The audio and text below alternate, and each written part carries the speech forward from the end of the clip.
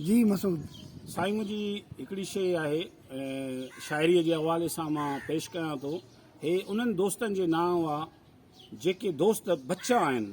अॼुकल्ह दोस्ती घटि थी वई आहे, घटि दोस्त थिया आहिनि। छो दोस्त वॾो असासो आहे, ख़ूबसूरती आहे, दोस्त मिल्कियत आहे। मौला अलीअ जो फरमान आहे, दुनिया जो अमीर तरीन माण्हू आहे जेके सुठा दोस्त आहिनि।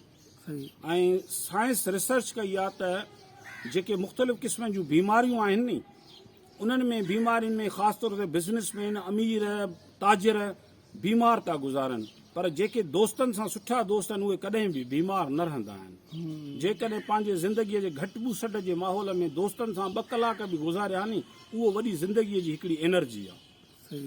उन एनर्जी खे गॾु करे मां कुझु शाइरीअ में 2 लफ़्ज़ लिखिया कि दोस्तनि जी जेकॾहिं दिल आज़ारी थिए त दोस्तनि जे लाइ लिखियल आहे। उनखां मां पहिरियों माज़रत वठंदुसि।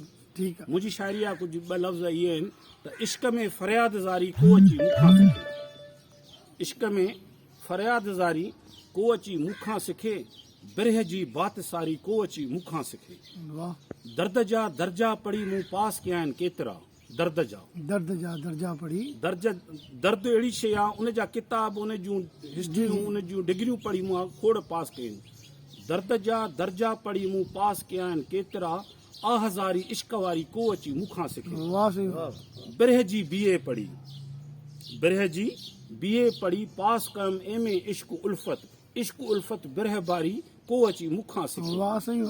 हाणे इन सिट में हिकिड़ी जेकी आहे, सॼे इन शाइरीअ में हिकु चोसिटो इहो आहे, सॼो फोकस इन सिट ते आहे त हिन दुनिया जी जेकी दोस्ती आहे नी, उहा इहा आहे त इश्क में फरियाददारी को अची मूंखां सिखे, बिरह जी बात सारी को अची मूंखां सिखे। दर्द जा दर्जा पढ़ी मूं पास कया आहिनि केतिरा, इश्क में फरियाददारी को अची मूंखां सिखे। जो आहे दोस्त दुनिया में, हिन दुनिया जी दोस्तदारीअ खे ॻाल्हि कयूं, जो आहे दोस्त दुनिया में दुश्मन उहो ई, हिन दुनिया जी दोस्तदारी को अची मूंखां सिखे। महिरबानी साईं, महिरबानी।